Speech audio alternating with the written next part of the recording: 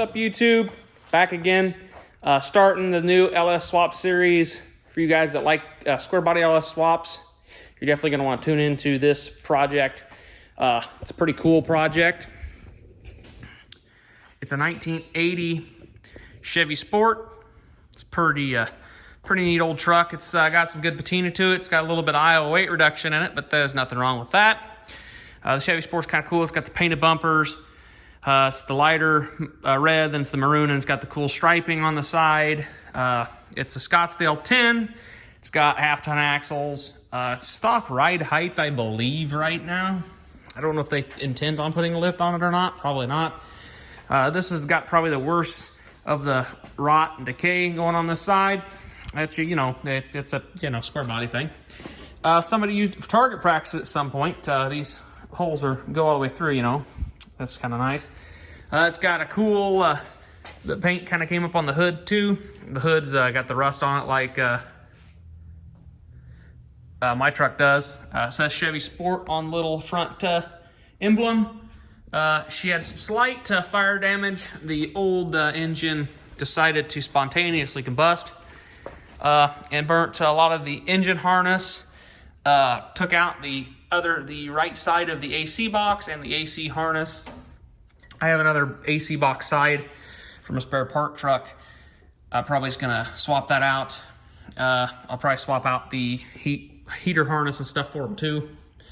I'm gonna eliminate a lot of stuff. They got some weird wiring and stuff, but I'm gonna go ahead and eliminate a lot of that. We're gonna run the stock square body radiator with a mechanical fan off the water pump, the LS fan. That will be pretty easy to do. Had a returnless style fuel rail on it.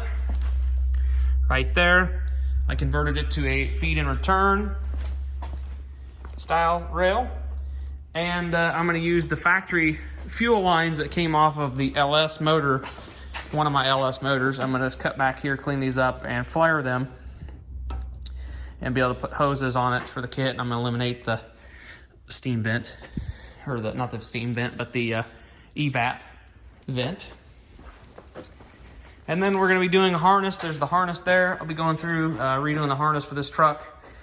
I'm doing a driver side battery. I have all the stuff from LMC in there to put the battery on this side. I'm going to put the PCM mount about in the stock location as a GMT 18 or GMT 800 platform pickup, or the 04 Silverado that this engine transmission came out of. Yeah, so that's pretty much what is the deal. It's a pretty sharp truck. It's pretty cool. It's a dual tank truck. We're only going to use the driver's side tank. They didn't want to go the extra mile to make dual tanks function. I mean, maybe someday they'll put another tank on that side that's not full of crud and pump into this one to fill it. I don't know. It's a pretty sharp truck. It's pretty decent on the inside. It's got carpet, unlike my truck, which doesn't, which hopefully will get carpet here someday. It's got some weight reduction in the sides here, some few holes in the floor. I mean, it's just kind of a neat patina truck. I mean, it does have some rust. I mean, but it's just a cool truck. To me, I think it's a cool truck. It's got a newer 80s, 90s seat in it, out of a newer truck. Not a bad seat. I kind of like it. We were going to go speed engineering headers, but we ended up going to go with try the long twos out, see how they fit. There's a lot of parts in here for the swap. We're going to try to make a majority, like speedometer and fuel gauge will work. Probably the volt gauge. They didn't want to make the oil pressure, the temp work, so they're going to do a little trio gauge down on the lower of the dash there. So, we're going to make it pretty cool. But yeah, I'm going to go ahead and modify the hoses, and I'll cut you guys back on when I get these apart and crimped, and then we'll actually start getting on the motor, and hopefully I can get it up and in there. I got the adapters. I'm going to probably test it just to see how things are going to go. I'm going to probably end up taking these off with a cutter, cut it and try to flare this and this. Going to flare these both because I just want to, they're going to go to the cooler and I don't need these lines. So, anyways, that's what we're doing. I'm gonna go ahead and get started on them fuel lines. So catch you guys back on in a second when I get those all flared up and installed. Hey guys, I got the coil packs, manifolds off. I got the fuel rails routed, nice. Down, I'm hoping I got enough room here. I'm really concerned, they kind of hug the block pretty good right here, so I'm just kind of giving myself a little room to come out here. Pretty good, I'll probably put a cover on both those. And yeah, went ahead and cut this bracket off here, made my vent for transmission, and then this will be, they normally have a drain, I guess, for when it's over full. And then I will probably end up getting another one for the transfer case or something. Or I'll just use this for the transfer case. I don't know yet. We'll figure it out. But I'm about ready to lift it up, put the engine mounts on. And yeah, I'm about ready to do that. Put them on. And we will set it in there, or start to set it in there. And I'll probably cut you back on with it in there.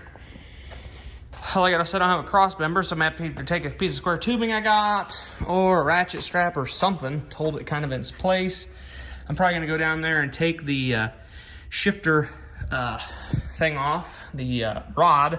I'll take it off, then I'll come back and cut you on when I have the motor in the hole, so we'll see. But yeah, that's what it looks like with those on there. Pretty much basically a stock LQ4 at the moment. He plans to do intakes. Plans to do an intake and a cam at some point, so you know, that'll be kind of make it wake this bad boy up a little bit. But it didn't have a nice fancy cover, which I kind of feel bad for. I'll ask him if he wants a cover. I'll get him a cover. This intake manifold, being it was a returnless intake manifold, it did not have this little port off the side for your fuel pressure regulator. So over here on the left side, I think this should work with no problem. Over here, I'm going to run this over to put a check valve in this off to the back side. That'll run over to the vacuum ball for the heat. And then this way will be the fuel pressure regulator, which comes over, loops down and around, piece of vacuum line. Should be fine there. I swapped out because I had a power or a Hydro Boost setup. It has a plug on the back of the intake, which I swapped over to this intake just to plug that hole. And I took the hose off of this, off my 5.3 LM4, put it on here, and I think that should fit right in the booster. So we'll see how that works. I'm hoping it looks generally like it could be long enough. We'll see. I don't know. It almost looks like this is out or curved back this way too much. But all else fails, I'll get a piece of hose and bend it around. But yeah, we'll see that. We'll see how that works. Anyways, yeah, I'm probably going to hang the load leveler on it. I'm going to do the transmission cooler lines. I'm going to cut them and cap them. I'll probably flare them as well, so I can put the hoses on them later on as well. I already got the oil cooler lines cut off, so they'll be in the trash. I'm going to cut the transmission cooler lines off, flare them so they're ready for a cooler. And then I think I can pick it up. I'll probably pick it up, put the motor mounts on, or I might put this side on because I can. I'll put the motor mount adapters on, put the clamshells on, and then I will try to maneuver it into the truck. I only have one motor mount bolt, unfortunately. I thought I had two. I hope one didn't fall into my bucket of scrap. If I dig around in this pile. Unless I threw it back in here, maybe. Nope. But yeah, there's my one bolt. I used to have a whole pack of bolts, but I don't know. I have to dig around. I don't know. I have to look. But anywho, yeah, we're going to proceed onward. And I might cut you guys back on when I get a little farther down the line here. So catch you guys in 1 second. Well, the engine's not on the floor, so that must mean it's in the truck. Well, it's in the truck, but it's not all the way in the truck yet. I do have a few fitment issues, which I figured this was going to be a problem because it was a problem in the 83 and I actually had to space the engine up, is my oil pan hits the front cross member on the driver's side. Right down there. It's even worse on this truck because I have the adjustable motor pads and I'm in the third hole over to bring the engine forward about 1 3/4 or somewhere around in there to bring the engine forward so it gives the transmission a little forward so I can retain some of the rear drive shaft length because it's still past the original cross member mounting bolts point. And I do have that fitment issue, but to fix that, there's 4 bolts. There's 2 on each side on the motor pads, and there's 2 rivets on each side that I'm going to take out. Then I pull the cross member out while the engine's in the car or in the truck. Pull it out, I'll cross it or I'll notch it and then weld it back in. Clearance it for the oil pan. But once I remove it, I'm going to get the motor bolted in, get the motor mounted solid. I don't know how the rear of the transmission is going to set. I need to get a 700R4 cross member. I think I do have a pretty decent angle, pinion angle going on right now, so that's not a problem. The fan clears and everything. I got buco amounts of room. I made a mess, dumped a bunch of transmission fluid on the floor. Transmission cooler lines are going to have to be tweaked a little bit, modified, bent up a little bit more to clear everything. I already tried the passenger side header. It was easy. It slid right down in there. Must be doing something across the way. But yeah, it slid right down in there. Fits pretty good. I don't know where it dumps out, where the O2 sensor is yet, so I'll have to figure that out tomorrow. The driver's side, I couldn't even get in here from the top, so I think I'm going to have to bring it up from the bottom, and I may have to trim the ear off the transmission, the bell housing. They say that's a thing you do have to do sometimes on the bigger 4L80s, so that's not a problem. I used the Trailblazer booster hose, and it was perfect. It bent perfect, got the right fitting, was like a direct bolt-on replacement to fit the LS. Perfect. Can't complain about that at all. Like I said, I got to get the airbox stuff sometime to put all and replace that stuff. It's not too hard to do with the motor in. It would have been easier to do without the motor in, but I'm not too bad. I will have to get that notch so I can get my alignment bar back and actually get a bolt in this side of the engine. I got a bolt over here, which I got the bag of bolts for this that I want to throw back in the cab so I know where they're at. I got everything sealed up for tonight. I'd throw the hood on, but it's just me, and I don't really want to scratch the fenders, even though they got scratches in them, but I don't want to be the one. It's not my truck. I don't want to be the one to scratch it. So I will just probably throw my canvas thing over it and just take it outside for tonight. I'm real happy that I made this much progress this evening. It is going on 10:30.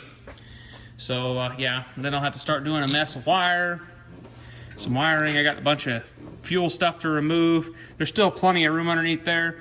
The linkage for the shifter is pretty close. So I'm hoping I can use the bar, but I'm not 100% sure because the header, where did I actually put the bar in the back of the truck? Yeah, I'm hoping I can use this bar in the factory deal, but I'm not wondering how the header's going to dump out down there, so we'll have to see. Obviously, I got a bunch of wiring to do, which I'm pulling probably a lot of this stuff out. I'm going to get the battery tray mounted so I know where the battery's at. I will get the harness. I'm going to probably go through, take all the corrugation off the harness, get a bunch of the wires depend I don't need, remove a bunch of stuff I don't need out of the harness, and then kind of tape it up, get it laid out where it needs to go, add the wires I need to add, because I need to add temp sensor wire, oil pressure wire, and I think that's it that I'm going to add on the engine, and that'll run into the cabin through the OBD2 port, and everything will run into the truck. I'll probably mount the tack module down here somewhere and then run a cable over into the truck for the gas pedal. But yeah, I've got a bunch of stuff I need to just kind of figure out how everything's going to go. I want to do a really, really good job on this truck, being as it's not mine. I don't want to have it come back and I have to frequently fix it or anything. I want it to be a very reliable machine. I mean, my 83 is pretty reliable. I put about 15 to 20,000 miles on it since I did the swap in it, and I have had a few issues here and there, but nothing drastic. So I'm pretty happy there. As long as the driver's side long tube fits, I'll be happy. The passenger fits, no problem. O2, I haven't checked the O2. I may have to move the O2. That's not a big issue if I have to. But, yeah. It's fitting pretty good, so I'm happy. I think I'm going to go ahead and call it a day. I need to drag this outside and pull a mule back in here. So, you know, I can work on that tomorrow when I get here. So, we might continue this tomorrow, which that video won't be uploaded till next week if I don't have a video to put in between this and that. So, we'll see. And sometimes I'll not work on it for a few days. So, but yeah. So, we'll catch you guys in the next video. Hope you guys, if you're doing a swap, it's going good for you. And yeah, we'll see you guys in the next video.